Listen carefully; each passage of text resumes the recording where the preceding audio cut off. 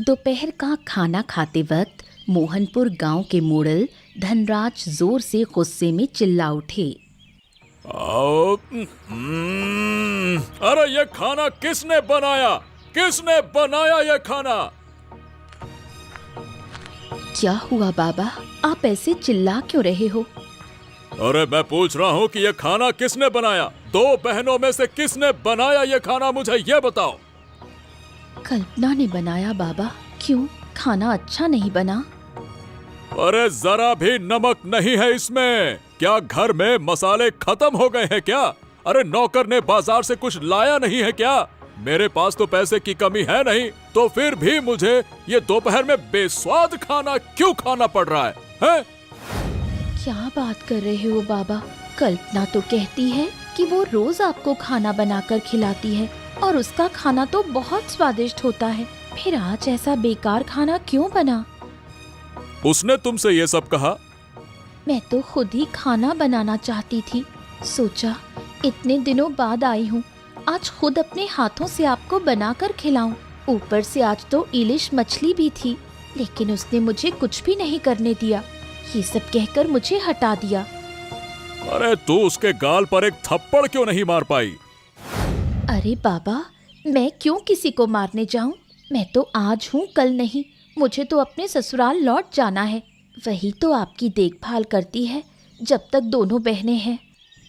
मुझे तो लग रहा है कि वो खुद को इस घर की मालकिन समझने लगी है, और ये तो बात बिल्कुल ठीक नहीं है। बाबा, ऐसा मत सोचना कि मैं जलन में ये सब कह रही हूँ। मैं वही कह रही हूँ जो सच्चाई है। अब अगर आपको कोई सजा देनी है तो दे सकते हो, मुझे कुछ नहीं कहना। बात क्या है पता है? गरीब की बेटी को जब पैसों की खुशबू मिलती है ना, तो वो सोचती है कि मैं कुछ नहीं कहता, इसीलिए वो जो चाहे वो करेगी। लेकिन अब ये सब कुछ नहीं चलेगा। इनका कोई न कोई उपाय तो मुझे अब करना ही होगा।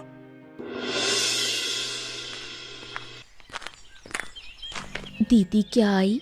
मेरी वजह से तुझे सारा दिन भाग दौड़ करनी पड़ रही है। तू बुरा मत मानना दीदी।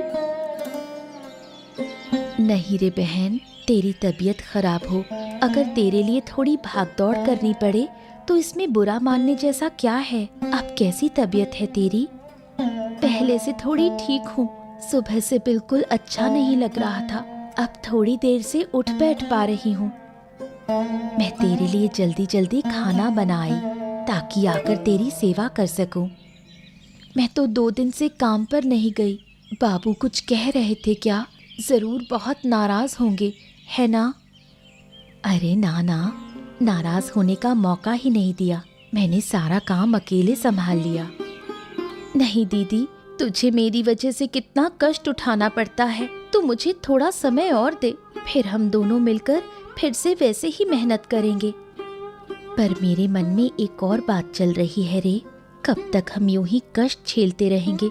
घर तो कब से गिरा पड़ा है और हमारे पास इतने पैसे भी नहीं कि उसे फिर से बनवा सके। तुझे आज कुछ अलग लग रहा है, कुछ हुआ है क्या? बस छोटा मोटा झगड़ा, वो भी बाबू की बेटी के साथ, इसलिए मन थोड़ा भारी है। पार्वती दीदी आई है क्या? हाँ, और मेरे हिसाब से इस बार कोई चाल चलने आई है। जब तक अपनी चाल पूरी नहीं कर लेती तब तक जाएगी नहीं, ऐसा लग रहा है। मेरा कितना बड़ा सर्वनाश हो गया। अरे सब कुछ खत्म हो गया। अब मैं जिंदगी कैसे बिताऊंगा? मेरी पत्नी मुझे छोड़कर चली गई। वो बार बार मना करती थी कि जुआ मत खेलो, मत खेलो, लेकिन मैंने उसकी एक ना सुनी। अब मैं क्या करूं? बूढ़े रामपाल रास्ते से जाते हुए विक्रम को इस तरह रोते देखकर उसके पास आए। अरे क्या हो गया विक्रम? अरे तुम इस तरह से क्यों रो रहे हो? क्या हो गया? अरे काका, मेरा सब कुछ खत्म हो गया। जो थोड़े बहुत पैसे थे आज सब हार गया। अब मैं क्या खाऊंगा, कैसे जीऊंगा? अरे बेटा, मैंने तुझसे कहा था कि जुआ मत खेल मत खेल, ये बुरी लत है। मैं जानता हूँ कि इसने मेरा भी घर बार सब बर्बाद कर दिया, लेकिन तूने मेरी बात नहीं मानी। तू तो ये सोचता था कि मैं तुझे गलत कह रहा हूँ। अरे काका, अब मैं क्या करूं? मुझे कोई रास्ता बताओ। मैं अपनी गलती समझ गया हूँ, इस गलती से मैं निकलना चाहता हूँ बस। अब क्या करेगा बेटा? देख, अगर कहीं कोई काम मिल जाए तो काम करके पेट भरना सीख। काका, मुझे काम कौन देगा? मैंने तो सबके साथ बुरा व्यवहार किया है। मेरी पत्नी तक मुझे छोड़ गई, तो दूसरा कौन काम देगा बाबा? देख बेटा, सुना है कि तेरे ससुर बहुत बड़े आदमी हैं, तो तुझे क्या बात की चिंता है? उनके पैसे से तेरा जीवन कट जाएगा। लेकिन मेरे ससुर के साथ मेरा रिश्ता भी तो अच्छा नहीं है। वो मुझे देखना तक पसंद नहीं करते। मेरी बीवी भी मुझे छोड़कर चली गई। अब मैं क्या करूं? हाँ, तो अब मैं क्या कहूँ कि तू क्या कर। अब भाई तेरे मन में जो आए वो कर। अब मैं तो अपने काम पर जा रहा हूँ। चल भाई, जब समझाया तो समझा नहीं, अब पूछता है क्या करूँ। अरे मैं अपने दिल की बात किससे कहूँ, किससे कहूँ? कोई मुझे गंभीरता से नहीं लेता। शाम के समय धनराज अपनी बेटी पार्वती के साथ दो बहनों के घर पहुंचे। दोनों बहनें उस समय आंगन में कुछ काम कर रही थीं। अचानक बाबू को अपने घर आता देख वो दोनों चौंक गईं। दीदी, देखो बाबू आए हैं। आइए बाबू आइए, कितने सौभाग्यशाली हैं हम कि आप आए। सौभाग्य या दुर्भाग्य ये थोड़ी देर में पता चल जाएगा। ऐसे काम किए हैं तुम लोगों ने कि अब घर से बाहर निकले बिना कोई उपाय नहीं है। क्यों बाबू, क्या हुआ? हमने क्या कोई गलती की? पहले एक बात बताओ, तुम दोनों को काम पर भेजने की जिम्मेदारी दी गई थी। एक जाति दूसरी नहीं जाती। अब ये क्या मामला है? असल में बहन की तबीयत थोड़ी खराब थी, इसलिए। तबीयत खराब हो या ठीक, ये सब मैं नहीं देखने वाला। महीने के अंत में जब पैसे लेने आती हो तो क्या आधे पैसे लोगी? बताओ। बाबू, बहन का सारा काम मैं पूरा करके ही आती हूँ। क्या आपको कहीं कोई परेशानी हुई? हाँ? ये क्या कह रही हो? इतनी जल्दी सब काम निपटा कर आ जाती हो? वाह, बहुत खूब हुनर है तुम्हारा। मैं झूठ नहीं कह रही हूँ बाबू। तो आज का खाना भी शायद तुमने ही बनाया था। हाँ बाबू, लेकिन। बस, अब कुछ और कहने की जरूरत नहीं है। आज से तुम्हें और तुम्हारी बहन को मेरे घर पर काम पर आने की कोई जरूरत नहीं है। तुम्हारी हालत देखकर ही तुम दोनों को काम पर रखा था, लेकिन तुम लोग बिल्कुल अलग निकले। माफ कर दीजिए बाबू, अब ऐसा नहीं होगा। मैं कल से काम पर आ जाऊंगी। तबीयत थोड़ी ठीक नहीं थी। सुना नहीं बाबू ने क्या कहा? अब तुम दोनों को काम पर आने की जरूरत नहीं। यही आखिरी बात कहने आए हैं हम पर दया कीजिए बाबू। अगर हमने ये काम खो दिया तो हम कहाँ जाएंगे? जरा हमारी हालत पर भी ध्यान दीजिए। मैं कुछ भी नहीं सोच सकता। बस बात खत्म। चलो पार्वती, यहाँ से। इनका मुंह अब फिर से नहीं देखना मुझे। चलो। आज 2 महीने हो गए हैं। निखिल की मानसिक शांति पूरी तरह से खत्म हो चुकी है। उसके परिवार में कोई नहीं, लेकिन उसकी मानवता, गरीबों की मदद करने की आदत, किसी ने उसका गलत फायदा उठाया है।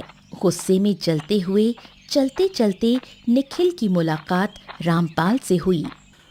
अरे क्या बात है निखिल, तू ऐसे गुस्से में कहाँ जा रहा है? लगता है कि तेरा दिमाग गर्म हो चुका है। मान लो काका कि तुमने किसी को मुश्किल वक्त में पैसे देकर उसकी मदद की, और अब वो तुम्हें पहचान ही ना रहा हो और देखकर तुम्हें बचकर निकल जाता हो, तो तुम्हें कैसा लगेगा बताओ? अरे फिर तो ऐसा लगेगा कि उसे चप्पल से मारे लुटा लुटा के, मारे कम खचोटे ज्यादा, उसको ऐसा लगेगा। वैसे ये तो सीधी तौर पर हमें बेवकूफ बनाने जैसा महसूस होगा। ये बता बात क्या है? बस यही मेरे साथ हुआ है काका, इसीलिए मेरा गुस्सा 7वें आसमान पर है। वो आदमी आज सुबह से गायब है।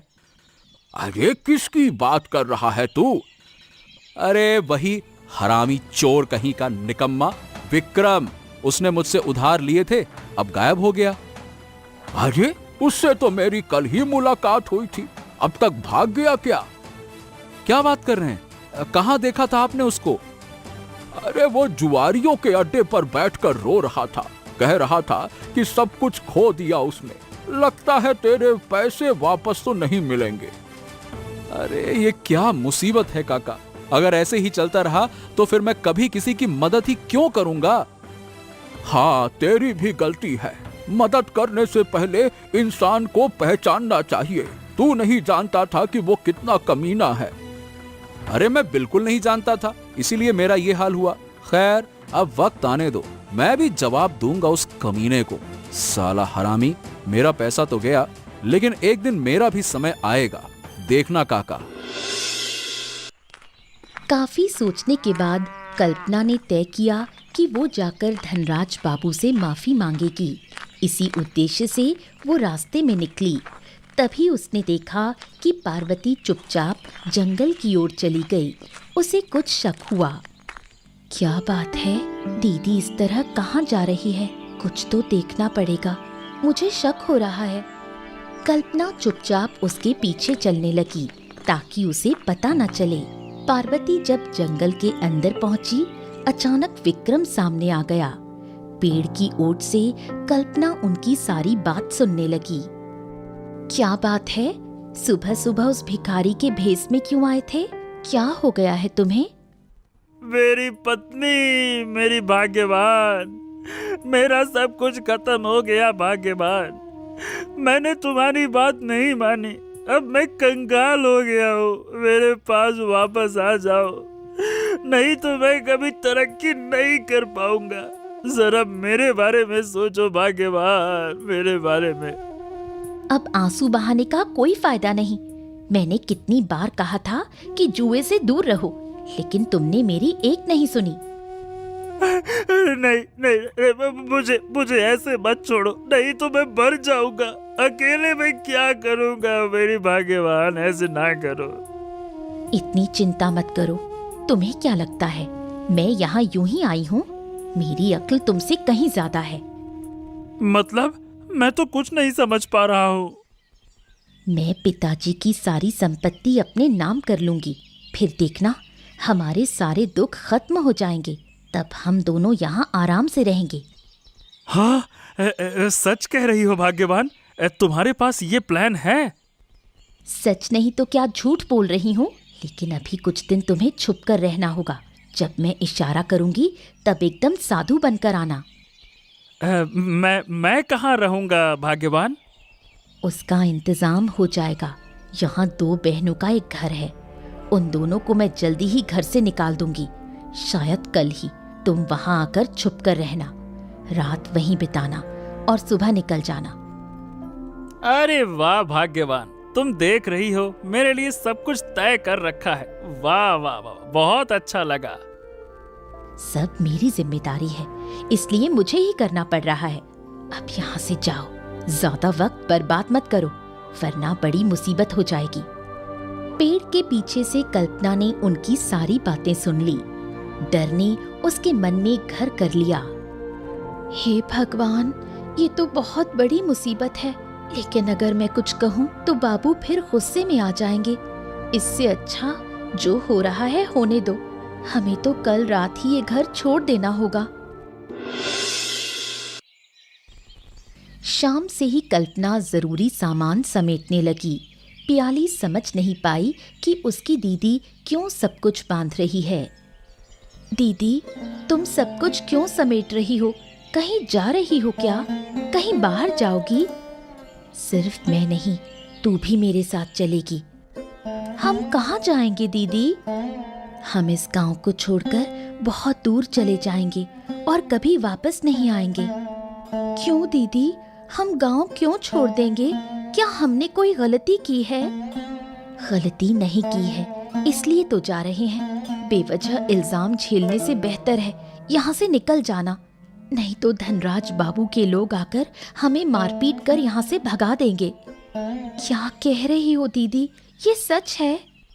जो कह रही हूँ सच कह रही हूँ, मुझे पक्की खबर मिली है। जल्दी चलो यहाँ से। घर से मोहब्बत करके बैठी रहोगी तो जान बचाना मुश्किल होगा। हम बिना किसी दोष के सजा पा रहे हैं।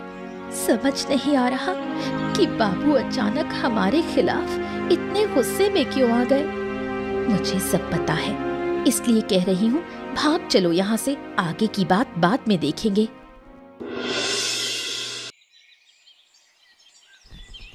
क्या हुआ बाबा, इतने परेशान क्यों हो? उन दोनों लड़कियों को लेकर सोच रहा हूँ कि क्या मैंने सही किया। वो सीधी सादी लड़कियां थीं, मेरे पास काम के लिए आई थी। एक छोटी सी गलती के लिए मैंने उन्हें इतनी बड़ी सजा दे दी। छोटी सी गलती? तुम इसे छोटी गलती कह रहे हो बाबा? अपने काम को ठीक से ना करना गुनाह नहीं है क्या? मैं मानता हूँ, लेकिन अगर डांट कर एक और मौका देता तो बेहतर होता। अब सच में खुद को बहुत दोषी सब महसूस कर रहा हूँ मैं। लगता है मैंने गलती कर दी उन्हें सजा देकर। खुद को दोष देने से कुछ नहीं होगा, बस आप अपनी सेहत खराब कर लेंगे। ओहो, लेकिन तू समझ नहीं रही बेटा, मुझे तो यहीं रहना है।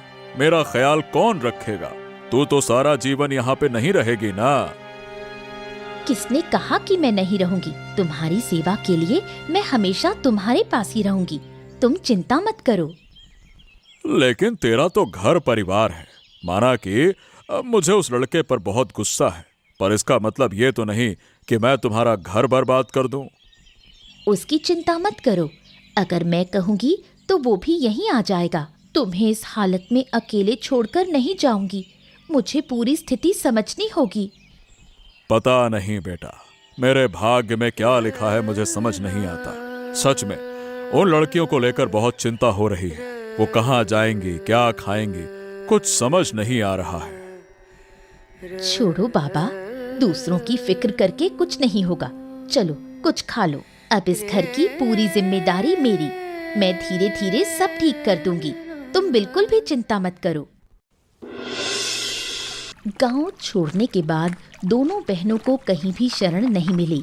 फिर शाम होते ही जोरदार आंधी और बारिश शुरू हो गई। दोनों बहनें भयंकर मुसीबत में पड़ गईं। दीदी, मुझे कुछ अजीब सा लग रहा है। अब मुझसे एक कदम भी चला नहीं जाएगा। मेरा सिर घूम रहा है, बहुत थकान हो गई है। प्याली, हिम्मत मत हार, बस थोड़ा और सहन कर। जरूर हमें कहीं ना कहीं पनाह मिल जाएगी। तू चिंता मत कर, बस मेरे साथ चल। काफी देर चलते हुए दोनों बहनें एक मिट्टी की झोपड़ी के सामने से गुजर रही थीं। तभी प्याली अचानक बेहोश होकर गिर पड़ी। कल्पना दौड़कर उसके पास गई और घबराकर चिल्लाने लगी। बहन, बहन, आंखें खोल बहन, बस थोड़ा और सह ले, आंखें खोल। चिल्लाने की आवाज सुनकर उस घर से एक बूढ़ी अम्मा निकली, हाथ में लालटेन और सिर पर बारिश से बचने के लिए चादर डाले हुए उनके पास आईं। दादी माँ, ये मेरी बहन है, इसकी तबीयत बहुत खराब थी, लेकिन हमें मजबूरी में इस बारिश में निकलना पड़ा। अब इसकी तबीयत और बिगड़ गई है, हम अब क्या करें दादी माँ? पगली लड़कियाँ, जब तबीयत खराब थी तो बारिश में भीगती हुई क्यों निकली? चलो चलो जल्दी मेरे घर चलो, वरना तबीयत और बिगड़ जाएगी। मेरी बहन कुछ बोल नहीं रही। अरे बोलेगी कैसे, वो तो बेहोश हो गई है। चलो चलो जल्दी से लेकर अंदर चलो अभी।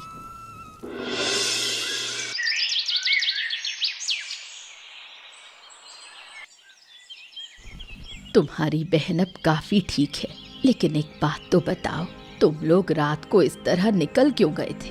क्या कोई मुसीबत थी? तुम्हारे माँ बाप कहाँ हैं? हमने बहुत पहले ही अपने माँ बाप को खो दिया। एक बड़े आदमी के घर में काम करके हम जिंदगी चला रहे थे, लेकिन वहां से भी हमें निकाल दिया गया। इसलिए कोई रास्ता न देख हम वहां से निकल आए, क्योंकि वहां रहते तो और भी दुख झेलने पड़ते। ये सब तो समझ में आया, लेकिन अब जाओगे कहाँ? क्या कुछ सोचा है? हमें कुछ नहीं पता बूढ़ी माँ, लेकिन हमारी आंखें जिधर जाएंगी हम उधर ही चल देंगे। अब कभी अपने गांव वापस नहीं लौटेंगे। ऐसे तो नहीं चलेगा। अभी बरसात का मौसम है, आज से बारिश शुरू हुई है, पता नहीं कब रुकेंगी। तो फिर हम क्या करें दादी माँ? तुम लोग एक काम करो, जब तुमने मुझे दादी माँ कहा है तो मुझे अपना ही समझो। सुनो, मेरे घर के पास एक तालाब है। उस तालाब के बीच में मेरा एक रसोई घर है। उस रसोई घर में तुम खाना बनाकर एक छोटा होटल शुरू करो। तालाब के बीच में रसोई घर क्यों? अरे पगली, वो रसोई घर एक साधु बाबा ने मुझे खुश होकर उपहार में दिया था। उसमें जो भी खाना पकता है वो बहुत स्वादिष्ट होता है। तुम वही करो, तब तक मेरे पास रहो और इस काम से कुछ पैसे भी मिलेंगे। ठीक है दादी माँ, जब आप कह रही हैं तो हम वही करेंगे। अब तो आप ही हमारी अपनी हैं। देखो, ऊपर वाले की इच्छा ना होती तो तुम लोग मुझसे मिलते नहीं। आज उसी की मर्जी से तुम मेरे घर आए हो। अब रोना धोना छोड़ो, थोड़ा आराम करो, कल से काम शुरू करना। इस घटना के 2 हफ्ते बीत गए। अब बरसात जोरों पर है, चारों तरफ पानी ही पानी। इस समय पार्वती के इशारे पर विक्रम अपने ससुर धनराज के घर पहुंचा। ए भाग्यवान, क्या सब कुछ ठीक ठाक है? सब कुछ सेट करके ही तुम्हें बुलाया है। अब चलो, पापा के सामने ऐसा दिखाओ जैसे तुम कितने भले इंसान हो। तुमसे अच्छा कोई नहीं। अरे तो फिर पापा को घर में क्यों रखा? बाहर निकाल देती ना तो सब आसान हो जाता। नहीं नहीं, ऐसे वक्त में उन्हें बाहर निकाल दूं? अरे देखो, मैं अब ये नाटक और नहीं कर सकता। कब तक ऐसे मुखौटा लगाए फिरेंगे? एक दिन तुम्हारे पापा सब जान जाएंगे, फिर क्या करेंगे? सोचो। धोखेबाज!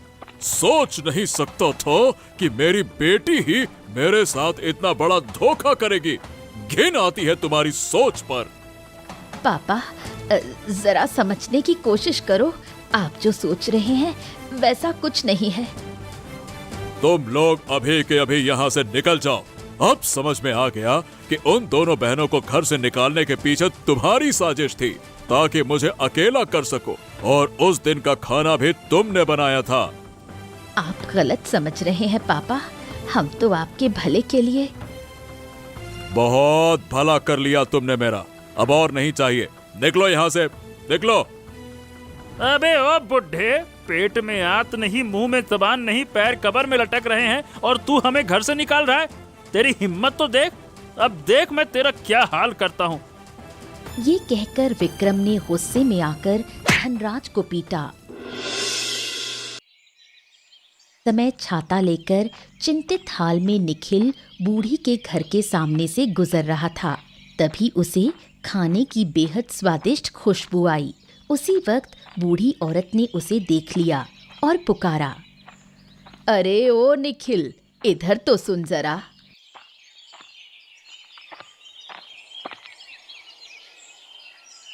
अरे वाह, इतनी अच्छी खुशबू। कोई और खाना बना रहा है क्या? मेरी 2 नातिनें खुद अपने हाथ से खाना बना रही हैं। कल से यहाँ एक होटल शुरू करेंगी। तुम सब जरूर आना बेटा। क्या तुम्हारी नाती ने? पहले तो कभी नहीं सुना। आ गई है बेटा, ऊपर वाले ने भेजा है। और तेरे पैसों की समस्या हल हुई? उस धोखेबाज आदमी ने पैसे लौटाए? अरे कोई पता ही नहीं चला। वो तो जैसे हवा हो गया, गायब हो गया वो। उसके ससुराल जाकर पता कर, शायद वही हो। पर मैंने तो सुना है कि उसका ससुर तो उससे नफरत करता है। तो फिर वो वहां जाकर क्या करेगा? दादी माँ, खाना तैयार है। अब आप बैठ जाएं खाने के लिए। ये कौन है? अरे ये तो तुम्हारे एक काका हैं, बहुत अच्छे इंसान। आज हमारे घर पर ही खाएंगे। तुम्हारे खाने की खुशबू से चले आए हैं। हाँ चलो, अच्छा हुआ बूढ़ी माँ, आज तुम्हारी नई नातिन के हाथों का खाना चखने को मिला। आहा, मजा आ गया। होटल की बात मेरे जहन में रहेगी, पूरे गांव में सबको बताऊंगा, ठीक है? हाँ चलो। ठीक है बेटा, अब बैठ जा। बेटा कल्पना, जा खाना परोस दे।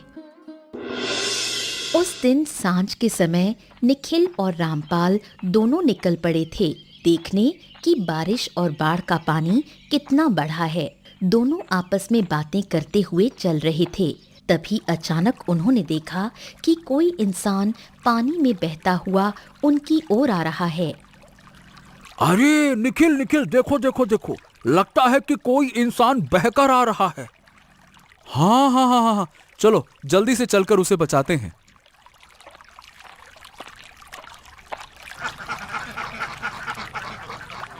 अरे ये तो हमारे बाबू हैं, लेकिन बाबू की ये हालत कैसे हो गई? अरे पहले इसको अंदर ले चलो, इनकी सेवा करके इन्हें ठीक करना जरूरी है, वरना हालात और खराब हो सकते हैं। चलो चलो चलो चलो। लेकिन तुमने इन्हें पहचाना कैसे? ये हमारे गांव के बाबू हैं, हम उनके घर में काम करते थे। तुम्हें क्या लगता है कि इनकी इस हालत के पीछे किसका हाथ हो सकता है? मुझे लगता है इनकी अपनी बेटी का, क्योंकि उसी ने हमें साजिश कर घर से निकाल दिया था। ओ, लगता है वो लोभी हो गई है। बाबू की संपत्ति के लालच में ही ये सब किया गया है। लेकिन अब हम चुप नहीं बैठेंगे काका, कल हम उनके घर जाएंगे। तुम दोनों बहनें हमारे साथ चलोगी, हम उन्हें डरा कर आएंगे। अगर अब भी सही रास्ते पर ना आए तो फिर देखो मैं क्या करता हूँ। ठीक है, हम दोनों तुम्हारे साथ चलेंगे। मुझे भी अब वो बिल्कुल अच्छी नहीं लगती।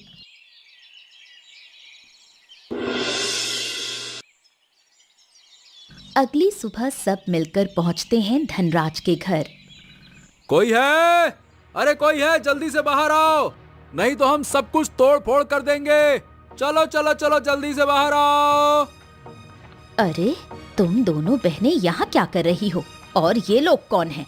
यहाँ क्या करने आए हो? अरे तुम्हें देखकर तो तुम बहुत पहचानी पहचानी सी लग रही हो। अरे तुम तो विक्रम की बीवी। तुम यहाँ क्या कर रही हो?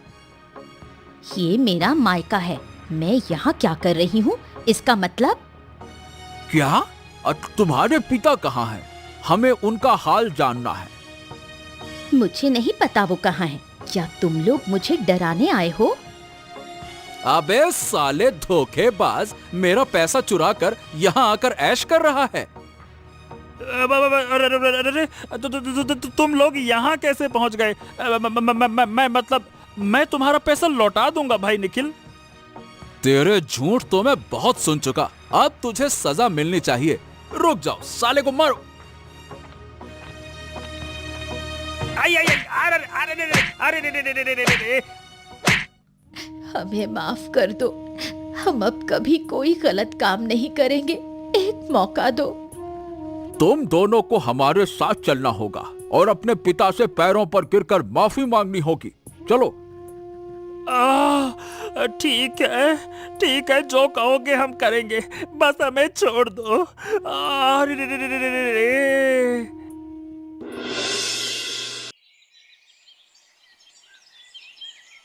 मेरी आंखों के सामने से चले जाओ तुम लोग।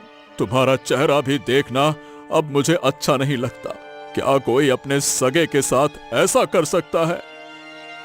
बाबा, हमें माफ कर दो, हम सच में अपनी गलती समझ चुके हैं। ससुर जी, बस एक बार माफ कर दीजिए। मैं वादा करता हूँ कि अब से अच्छा इंसान बनकर दिखाऊंगा मैं। हाँ। अब मैं तुम लोगों की बात पर भरोसा नहीं कर सकता। एक बार जो भरोसा किया था उसकी सजा अब तक भुगत रहा हूँ। अरे अगर ये लोग ना होते तो शायद मैं आज जिंदा भी ना होता। तुम दोनों मुझे माफ कर दो, मेरी वजह से तुम्हें बेघर होना पड़ा। मुझे पता ही नहीं था कि ये दोनों मेरे खिलाफ इतनी बड़ी साजिश कर रहे हैं। बाबू, हमने बुरा नहीं माना। हमें पहले दिन से ही पता था कि ये सब पार्वती दीदी और उस आदमी की साजिश है। तुझे कैसे पता चला? एक दिन जब मैं आपसे माफी मांगने आ रही थी तो देखा पार्वती दीदी चुपचाप किसी से मिलने जंगल की ओर जा रही थी। मैं पीछे पीछे गई और देखा कि वो उसी आदमी से मिल रही थी और दोनों मिलकर साजिश कर रहे थे। अबे ओ विक्रम, तेरी सारी चालबाजी तो देख ली, अब ये बता बेटा कि तू पैसे कब लौटाएगा? अरे पैसे पैसे लौटा दूंगा भाई, थोड़ा समय तो दो, सब कुछ चुका दूंगा, एक पैसा बकाया नहीं रखूंगा। सुनो सब लोग, मेरी बात ध्यान से सुनो। अगर इस बार भी इसने अपनी बात नहीं निभाई तो इसे और इसकी पत्नी को गांव से बाहर निकाल दिया जाएगा। ये जहां रहेंगे वहां का माहौल खराब करेंगे, निकम्मे लोग हैं ये। बाबा, आप मेरे लिए इतना कठोर बोल सकते हो? तू मेरे साथ इतना बड़ा धोखा कर सकती है और मैं तेरे लिए कुछ बोल भी नहीं सकता? एक बात याद रख, ज्यादा मत बढ़ जाना, नहीं तो मेरा बुरा रूप देखेगी जो अब तक किसी ने नहीं देखा, समझे? अच्छा हुआ, चलो बेटियों, आज तो एक शानदार खाना बनाओ। आज हम सब मिलकर खुशी से खाएंगे। देखो, ऊपर वाले ने हमारी फैमिली कितनी बड़ी कर दी। ठीक है दादी माँ, आप सब बातें करो, हम बस अभी आए।